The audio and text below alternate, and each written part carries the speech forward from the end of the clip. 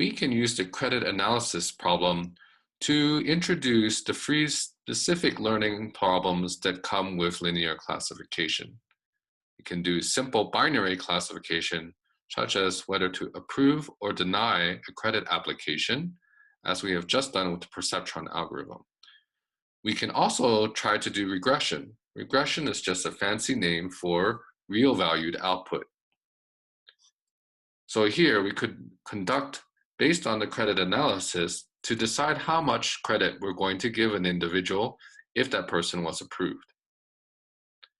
Finally, we could try to calculate a probability of default.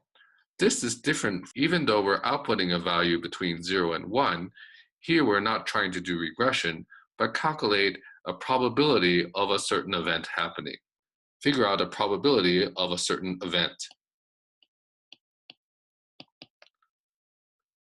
And linear models, because they're so basic, they're the fundamental models to try to understand.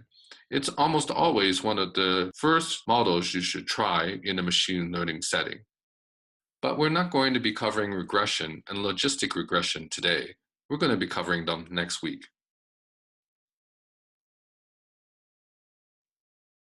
Earlier in perceptron learning, we introduced the signal as the weight vector sigma transpose times the input vector x.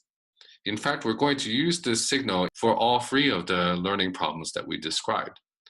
In perceptron learning, we saw that it can be used against the sign function to create binary output, whether to deny or approve a credit application.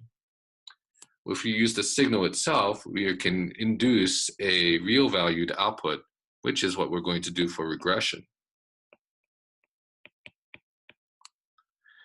And in addition to that, next week we'll be covering what happens when we use the signal and put it into a logistic function, which is going to smooth out the values and output a value between 0 and 1 as a probability.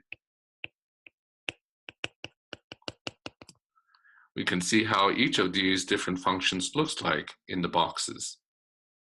To help introduce you on your way towards your self-exploration in week 2 pre, we're going to again look at a real data set.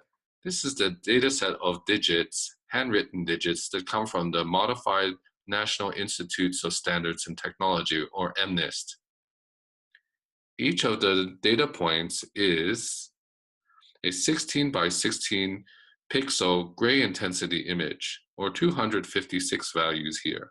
These values are just done row by row, so each of the 16 values is one row, and you can see here at the top, looks like we have some values for the top of the 6.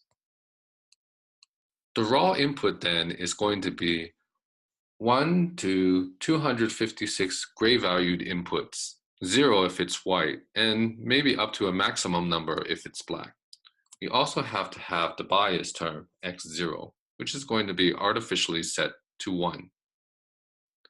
Our linear model then is going to be a set of parameters that are going to be coefficients against all of those 257 inputs.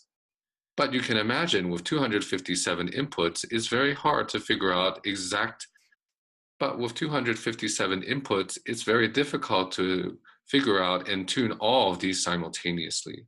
So oftentimes, as a machine learning expert, we are being machine learning engineers and trying to figure out what features to extract useful information out of raw data. So what we might observe is that some digits have particular information that's useful. For example, some of the digits like this 8 over here have a lot more black in the image than things like 1s. So intensity might be a good feature to have. Additionally, certain numbers like 1s and 8s are symmetric, vertically symmetric, so we could introduce that as a feature as well. If we choose just these two pieces of information that we can calculate from the raw data, we could simplify our input representation to a mere 2 features plus the weight bias. Then our linear model only has to optimize these 3 parameters. So now with x1 and x2 defined as symmetry and intensity, we can go ahead and sample some data points and plot them on the xy plane. For example, here we've sampled 5s, which are on the left, and some 1s, which are on the right. Now it's your turn. Which axis do you think is which?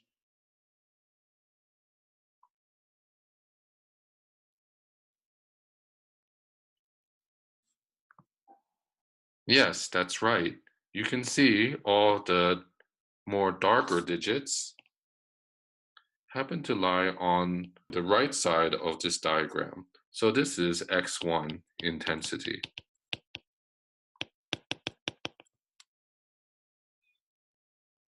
Over here, we have things that are quite symmetric.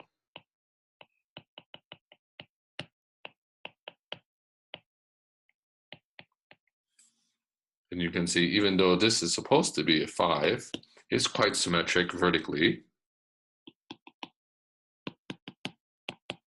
And similarly for those 1s, so they're all fairly high up in this example, here, here, and here.